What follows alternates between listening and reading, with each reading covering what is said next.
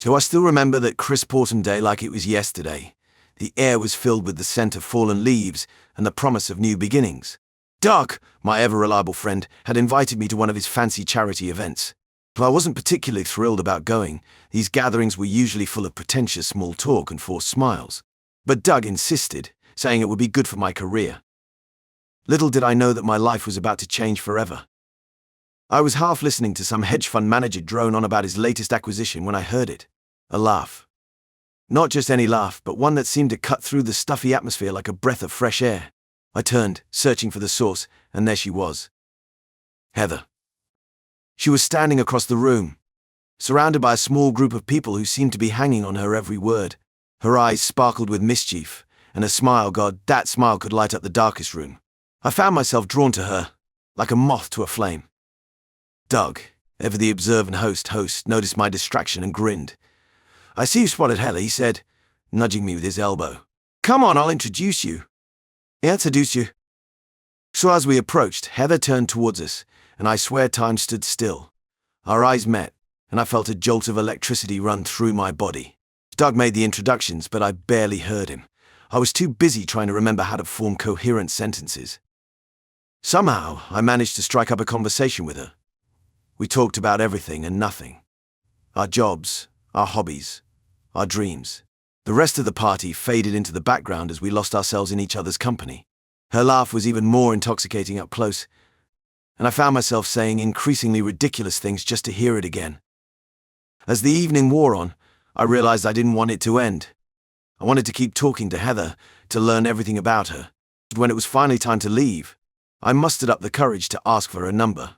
To my delight, she didn't hesitate for a second before giving it to me. That night marked the beginning of something truly special. Our first date led to a second, then a third, and before I knew it, we were inseparable. Heather wasn't just my girlfriend, she became my best friend, my confidante, my partner in every sense of the word.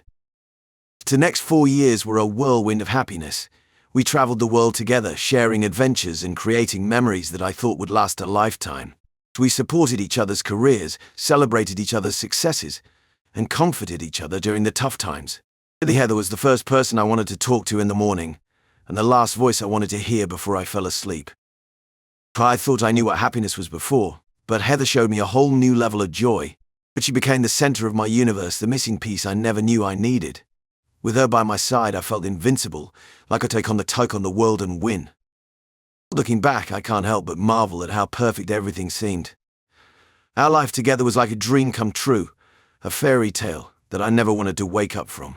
If only I had known then what I know now. I couldn't wait to attend Doug's New Year's Eve party with Heather. As we stepped into the grand ballroom, the energy was electric. Champagne flutes clinked, laughter echoed, and the air buzzed with anticipation for the year ahead. Heather looked stunning in her shimmering gold dress, her hair cascading in soft waves. I couldn't take my eyes off her as we made our rounds, greeting friends and acquaintances. Her radiant smile and infectious laugh drew people in like moths to a flame. As the night progressed, I noticed several men gravitating towards Heather. It wasn't unusual. Her beauty often commanded attention, so I felt a twinge of pride, knowing she was mine.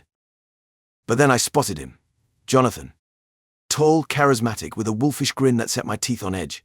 He seemed to materialize at Heather's side, leaning in close to whisper something in her ear. She threw her head back, laughing at whatever he'd said. I tried to brush it off, reminding myself of the trust we'd built over 4 years. But as the hours ticked by, my unease grew.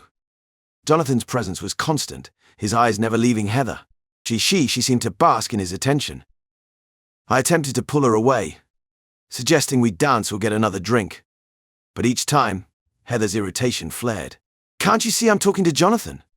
She'd snap, her eyes flashing with annoyance. "He's not like the others, Stan. He's actually interesting." Her words stung, but I retreated, watching from the sidelines as she laughed at Jonathan's jokes, touching his arm, leaning in close. The distance between us grew, the chasm widening with each passing minute. Doug approached, concern etched on his face. "Everything okay, buddy?" he asked, following my gaze to where Heather and Jonathan stood, heads bent together in conversation. I forced a smile. "Yeah, just observing." The lie tasted bitter on my tongue. As midnight approached, I found myself alone, nursing a whiskey at the bar. Heather was on the dance floor, twirling in Jonathan's arms. The countdown began, voices raised in unison. 10, 9, 8. I searched the crowd for Heather, my heart sinking as I spotted her, still wrapped in Jonathan's embrace. 7, 6, 5. She looked up at him, her eyes shining with an intensity I hadn't seen in years. 4, 3, 2. I turned away, unable to watch. For 1, Happy New Year. The room erupted in cheers, but I felt cold, hollow. When I finally looked back, Heather and Jonathan had disappeared into the crowd. My stomach churned, a mix of anger and fear settling like lead in my gut. As the party continued around me, I stood frozen, no longer the protective husband, but a silent observer to the unraveling of my perfect life. I couldn't shake the unease that had settled in my gut since that New Year's Eve party. But every time Heather walked through the door, later and later each night, my stomach twisted into knots. Her excuses about working on Jonathan's political campaign rang hollow, especially when I caught a whiff of unfamiliar cologne clinging to her clothes. Our once passion nights had dwindled to nothing. Heather barely looked at me anymore, let alone touch me. When I'd reach for her in bed, she'd roll away, muttering about being tired or having an early morning. The coldness between us was palpable, a stark contrast to the warmth we'd shared for years. I tried to talk to her about it. God knows I tried. But every attempt at conversation turned into an argument, with Heather growing more defensive by the day. "Why are you always interrogating me?" she'd snap, eyes flashing. "I'm working hard on this campaign. It's important to me. Can't you support that?" I'd bite back my retort, knowing it would only lead to more fighting. Instead, I retreated into myself, building walls around my heart with each passing day. I wasn't ready to accuse her outright, but the suspicion gnawed at me relentlessly. One particularly rough night, after Heather had stumbled in at 2 a.m. reeking of whiskey and wearing a shirt I didn't recognize, I knew I needed to talk to someone. I called Doug the next morning, my voice tight with suppressed emotion. "Can we meet for lunch? I need to talk." Doug, ever the good friend, agreed without hesitation. We met at our usual spot, a quiet diner where we could speak freely. As soon as I saw his concerned face, the words started pouring out of me. "I think Heather's cheating on me," I said, the admission feeling like acid on my tongue. "With Jonathan." Doug's expression darkened, and he let out a heavy sigh. "I was afraid of this," he said, running a hand through his hair. "Stan, there's something you need to know about Jonathan." I listened, my heart sinking with each word, as Doug laid out Jonathan's reputation. A serial womanizer with a particular taste for married women.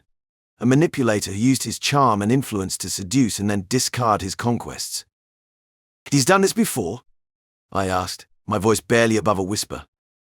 Doug nodded grimly. "Multiple times. He has a pattern. He targets women in powerful positions, usually married, and uses them to further his own agenda. Once he's gotten what he wants, he moves on to the next." The fear and rage that had been simmering inside me for weeks erupted into a firestorm. I couldn't believe it.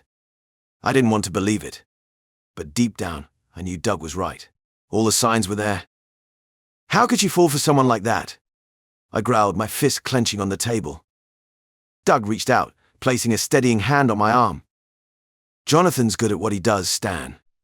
He knows exactly what to say, how to make women feel special and important. And Heather, well, you know how ambitious she is. He probably promised her the moon and stars in terms of career advancement." I pulled away from Doug's touch, suddenly feeling suffocated. The diner's walls seemed to close in around me as the full weight of the situation crashed down. My wife, the woman I'd loved and trusted for years, was likely sleeping with a man who saw her as nothing more than a conquest. "What do I do?" I asked, hating how lost and broken I sounded. Doug's eyes hardened, a determination I'd rarely seen in him coming to the surface. "We gather evidence," he said firmly. "We don't confront her yet. We make sure we have proof before we make any moves. And then we make them both pay." I nodded, a cold resolve settling over me. The Stan who had loved Heather unconditionally was gone, replaced by a man hellbent on uncovering the truth and exacting revenge. As I left the diner, I knew things would never be the same. But I was ready for whatever came next. With Doug by my side, I would find out exactly what Heather and Jonathan had been up to, and I would make them regret ever crossing me. I sat in my dimly lit home office staring at the phone. The weight of my suspicions had become unbearable, and I knew I needed answers. With a deep breath, I picked up the receiver and dialed the number of Simon Hobbs, a private investigator recommended by a colleague. Simon Hobbs speaking. The gruff voice answered. Mr. Hobbs, this is Stan Malone. I need your services. We arranged to meet at a discreet coffee shop the following day.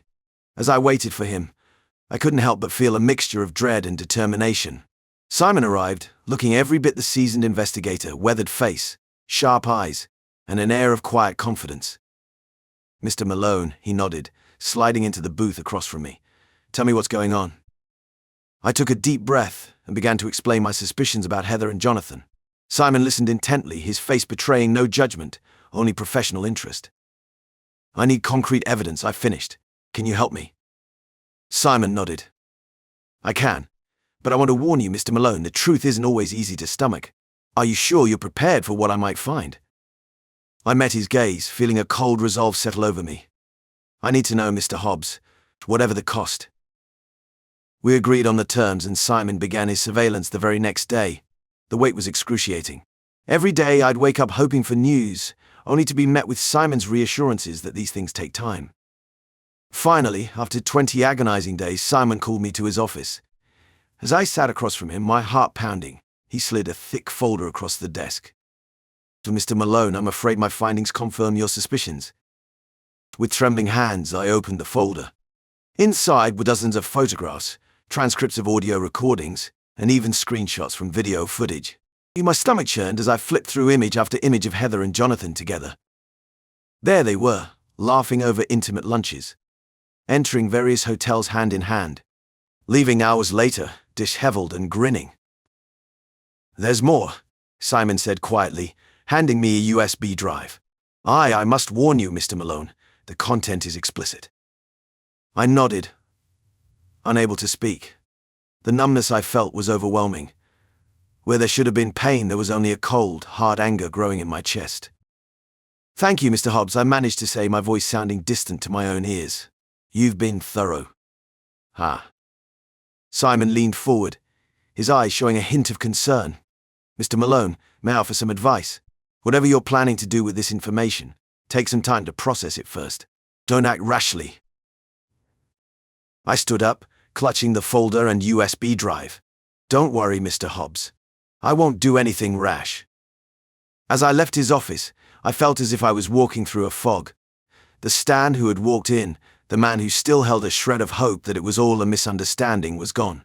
In his place was someone colder, harder, focused solely on one thing: revenge. Back home, I sat in front of my computer, the USB drive feeling like a lead weight in my hand. Part of me didn't want to watch to see the final confirmation of Heather's betrayal, but I knew I had to. I needed to see it all, to fuel the anger that was rapidly replacing any lingering love I had for her. I inserted the drive and opened the first video file. The image of Heather and Jonathan in a hotel room filled my screen. I watched, my jaw clenched as they kissed passionately, their hands roaming each other's bodies. The intimacy between them was undeniable. But it was what happened next that truly broke me. Heather began to do things with Jonathan, acts she had repeatedly denied me over the past few months. I had begged her to be more adventurous, to reignite the passion in our marriage, but she had always refused, claiming she wasn't comfortable.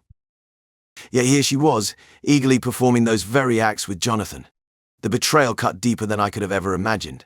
It wasn't just the physical infidelity, it was the realization that every excuse, every "I'm not comfortable with that," had been a lie.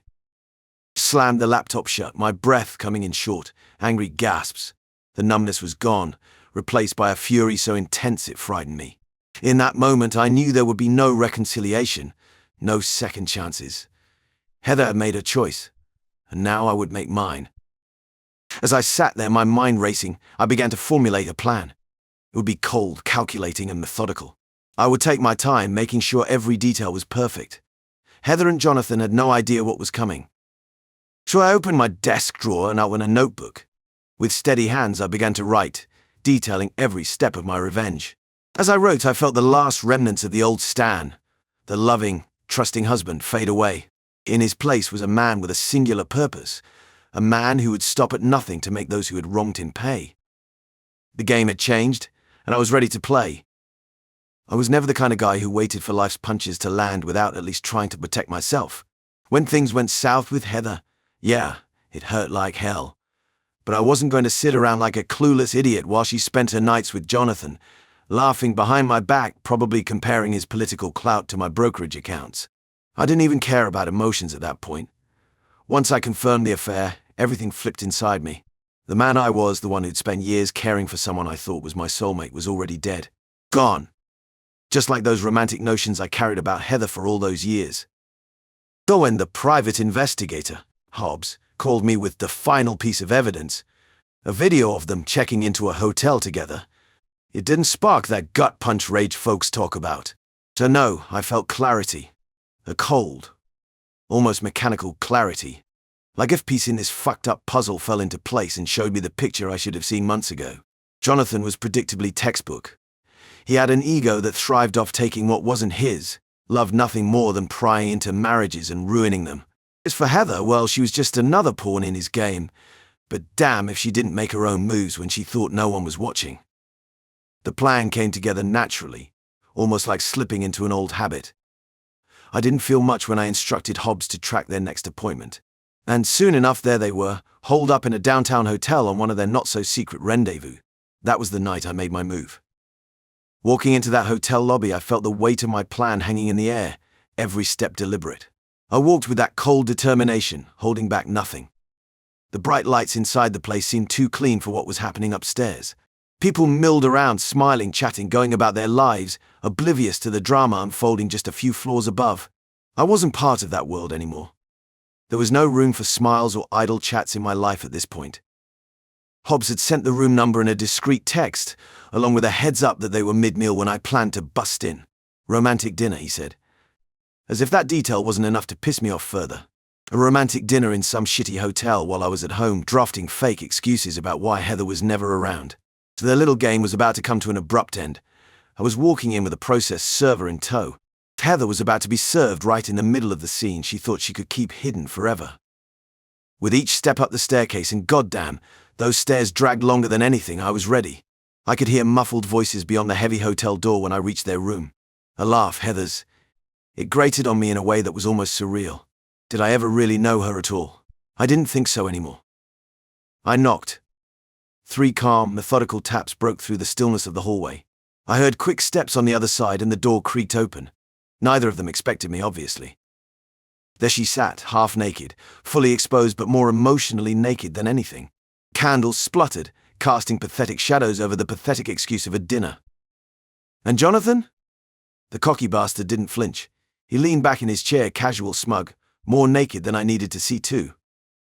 Heather bolted from her seat, her body jerking like she'd been struck by lightning. Stan. So I didn't let her finish whatever worthless excuse she thought she could spin. The process server pushed past me, papers in hand. Heather, you've been served, the guy said, his face blank, all business. He shoved the divorce papers into her trembling hands. Heather froze, that shock painted all over her face. Like a kid caught stealing from the cookie jar, except she didn't have a charming excuse. And I didn't care to hear one anyway. I wasn't here for any drawn-out argument, no screaming or crying. Half of me expected Jonathan to stand there smirking through the whole damn thing, but even his face faltered as the reality hit. Just stood there, cold as ice. Didn't make a move when Heather started to stammer something. Didn't react when her voice cracked like she was on the verge of sobbing. It barely registered. To the woman I thought I loved, who I'd built a life around, crumbling right before me, and all I felt was nothing. Hollow, she could cry all she wanted. I was past caring. So I left them like that, both sitting in their own wreckage. They deserved every second of it. As hell, I gave them the stage. Let them stew in that awkward silence. Let its sting make them uncomfortable. For my revenge wasn't loud, it was calculated. Bound in legal, official documents worth far more than raised voices or broken plates. This was just the start. The papers triggered something in her. Heather tried calling me dozens of times afterward. Each call went unanswered. We were way beyond phone call apologies. I had already moved on to the next step, locking in my final plan with Sally. She knew what needed to be done. Sally, honestly, she wasn't just skilled. She lived for cases like mine. I guess seeing the way I switched, from emotionally crippled to focused on revenge, kind of lit a fire in her more than usual. The strategy came together easily. Heather was going to lose everything in the process, that was guaranteed. But Jonathan, that prick was going to face the kind of damage he never saw coming. We sat in her office, a polished wood desk separating us as she laid out the paperwork. Legal documents stacked high, proof of infidelity, bank records, campaign involvement. They were all puzzle pieces we'd put together over the weeks. Her piercing eyes gleamed. This wasn't just about a divorce anymore. We were going after Jonathan for mental cruelty and the alienation of affection, punishing him for deliberately inserting himself into our life.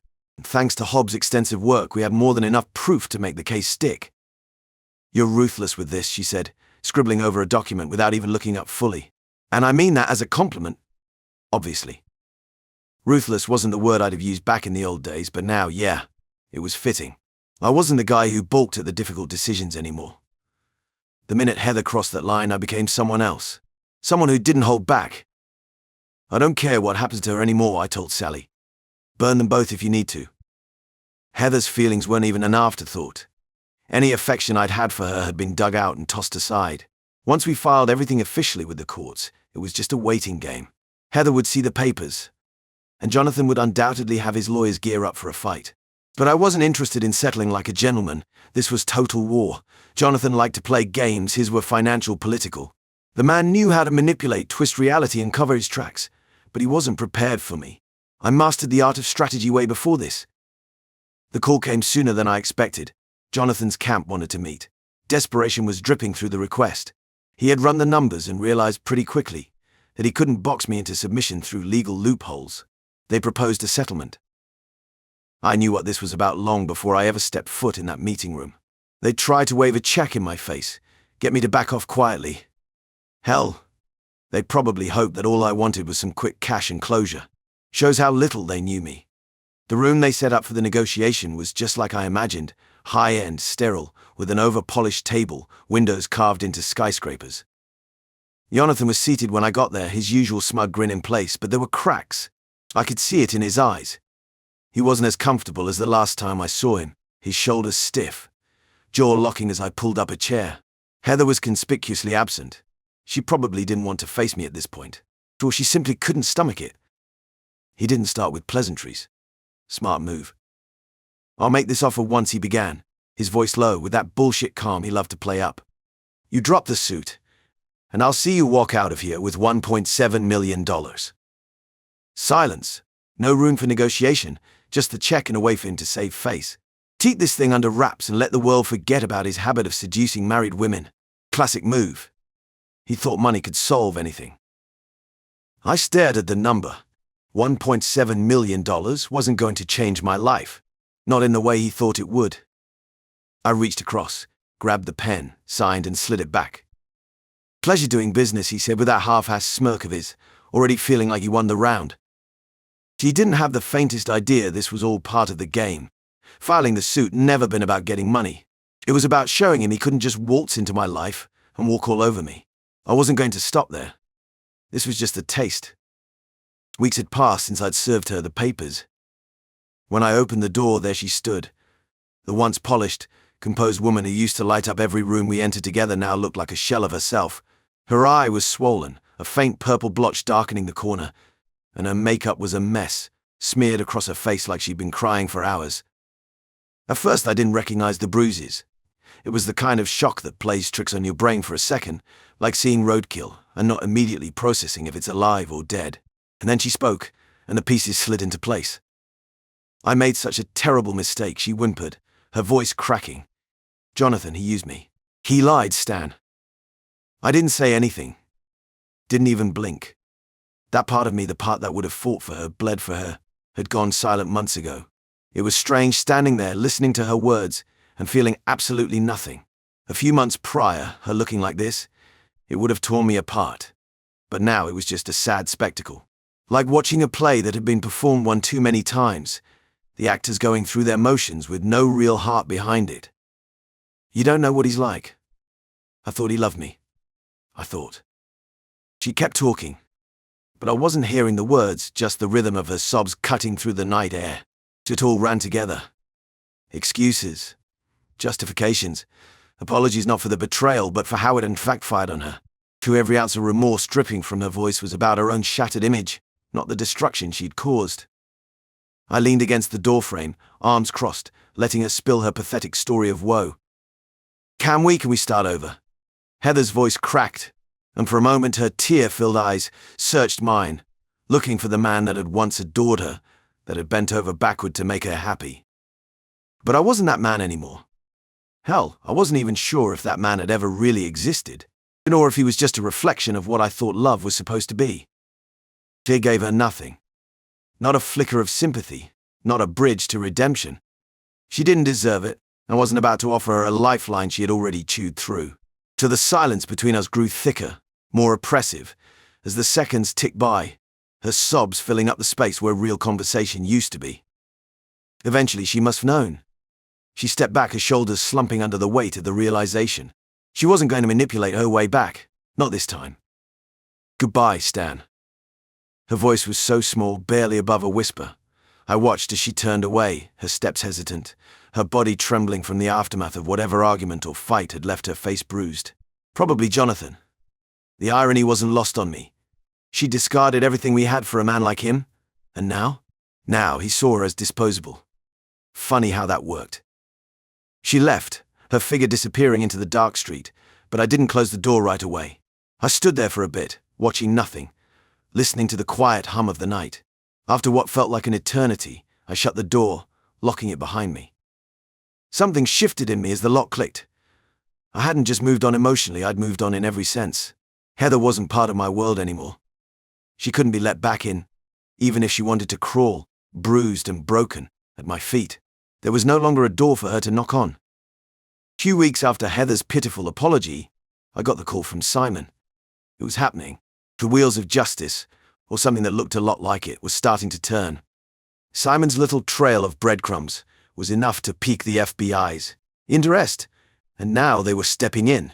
Jonathan's campaign wasn't just a sinking ship anymore, it was a damned shipwreck waiting to be looted. For they were coming for him, for his real sins, not the personal ones tied to me. But when the people with badges and suits take interest in a man like Jonathan, nothing good follows for anyone. I remember the mix of anticipation and a strange calm settling over me when Simon told me what he'd handed to the feds. Misuse of campaign funds, illegal donations, connections to shady businesses. It was bad. Worse than I could have ever dreamed digging up when this whole thing started, as just trying to ruin his reputation and take Heather down with him. This was beyond personal. This had crossed into criminal.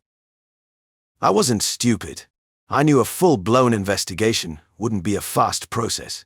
The colder it gets, the more it burns when it lands. I watched from the sidelines like a patient observer as the fallout began. Jonathan's supporters? They were starting to jump ship, and fast.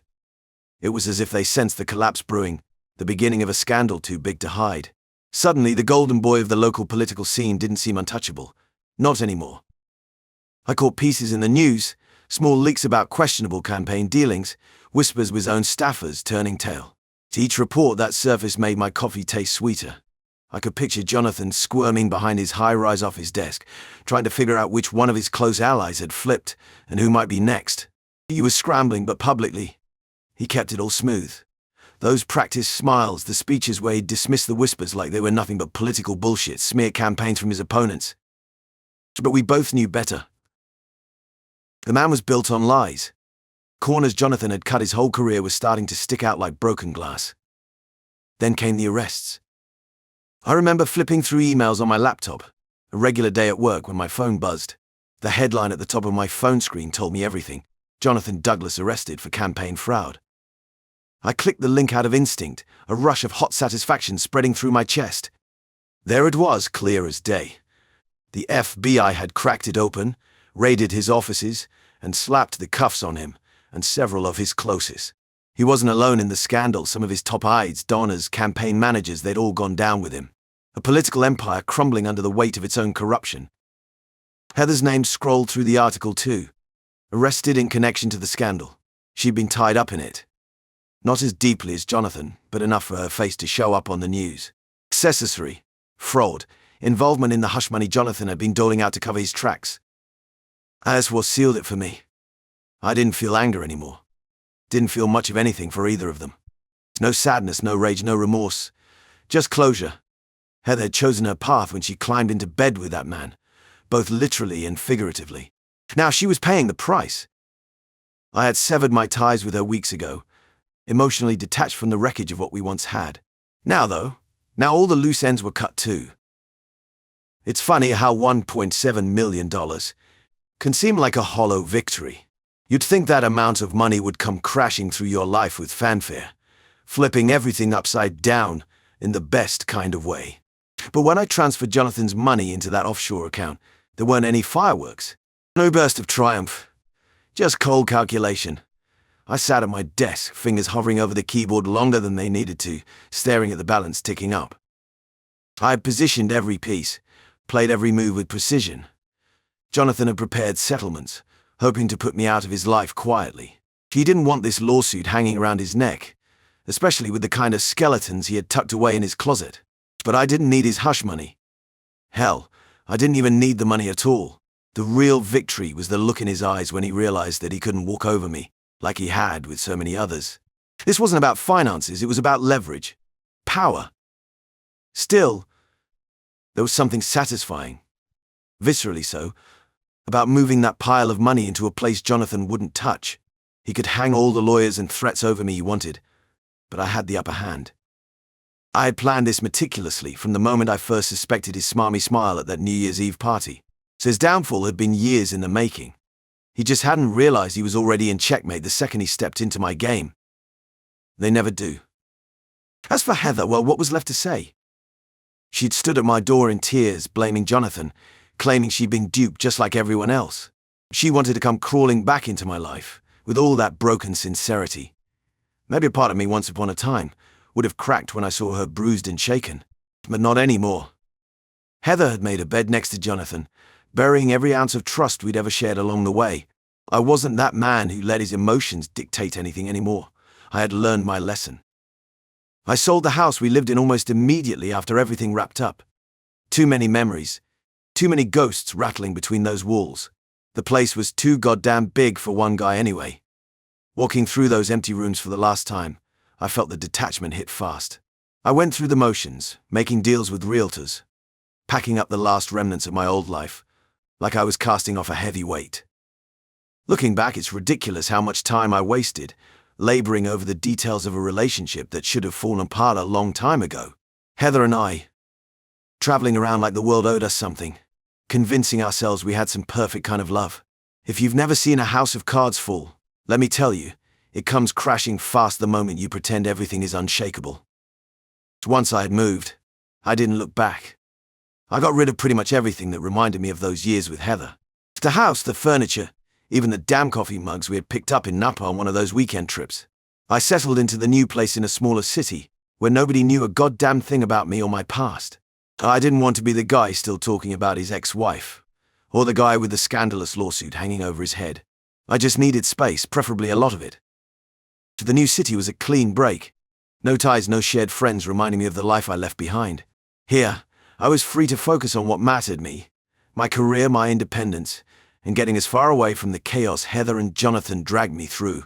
I dove right back into work at the firm. Clients always came high rolling in, especially when word spread about some of the sharp investments I had lined up. It wasn't about passion anymore. It was about skill, precision. Every deal I made now was calculated, cold. No more emotional attachments, no more letting people get close enough to put a knife in my back. Funny thing is, I didn't mind the slow mornings, the ones where everything was still and silent. They used to make me uncomfortable, like I should be doing something, going somewhere. But now, they were just part of the routine. I'd sit on my new porch with a cup of black coffee and look at the street stretching out lazily in front of me. No tension, no noise. My chest didn't tighten the way it used to when I thought about all the moving pieces in my life balancing on a wire. These days it was simple, because there were no pieces left to balance. Everything had already fallen. It's strange, though. You think you'll get this big, cinematic ending when you wrap everything up, a grand finale, lights bursting as the credits roll. But endings are quiet, subtle. That's the real trick. You don't wake up one day realizing it's all over and you've won. It's gradual. The hate, the white-knuckled urge for revenge that wakes you up in the middle of the night with your mind racing, that fades too. What's left isn't triumph. It's just silence. Jonathan was rotting in some federal prison, while Heather scrambled to piece together whatever scraps were left of her life. I wasn't a part of any of it anymore. I had my corner of the world, clean and untouched by their mess. I'd take that cold, detached piece over walking barefoot through glass any day. Would I trust someone again? I don't know. Maybe not, but who cares? The important part was that I will never be blindsided again. No one will ever get too close, too deep. I had my guard up now, always watching for cracks before they appear. I'd spent too long on the edge of a crumbling cliff. Now, I had solid ground underneath and both eyes ahead.